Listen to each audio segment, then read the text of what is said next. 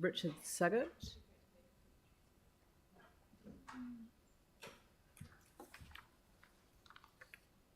Kia ora, good afternoon. Kia ora. Good afternoon, everybody. Is there there's the time. 3, go. Okay. Right.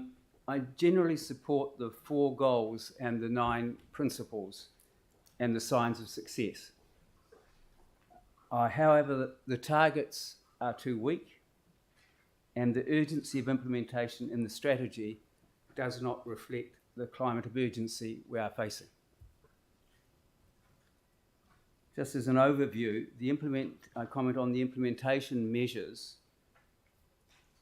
I thought that many of them were often random or vague, insubstantial or timid, or tactical rather than strategic.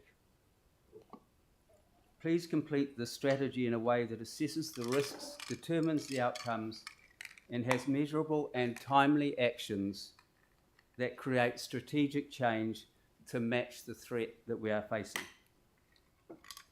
I'll just comment on just a few of the programs in the time that I have available.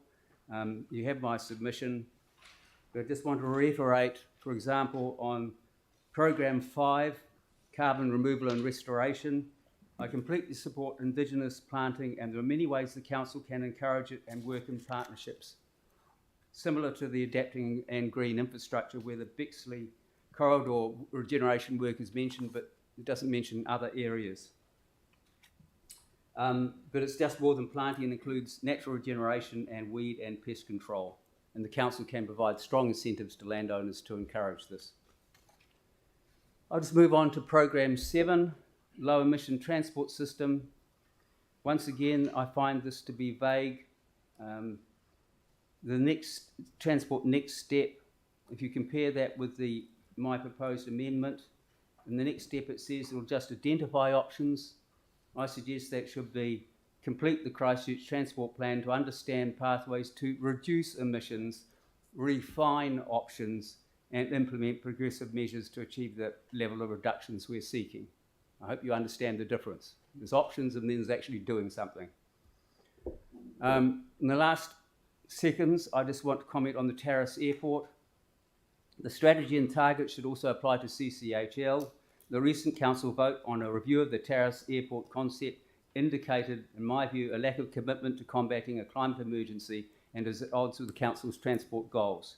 Tourism has been fundamentally reshaped by COVID, and long-haul flights will be increasingly restricted by emissions reduction programs. Yet Christchurch Airport wishes to not only return to the status quo, but increase tourist numbers at the expense of the climate. The Council needs to make hard decisions to reject actions that perpetuate emissions growth. Thank you. Thank you. I know that, I mean, we're a little bit ahead of schedule, so did anyone have a question that, I mean, you managed to do succinctly within your thing, and your more in-depth submission is there. So thank you very much for coming today. Thank you. Rob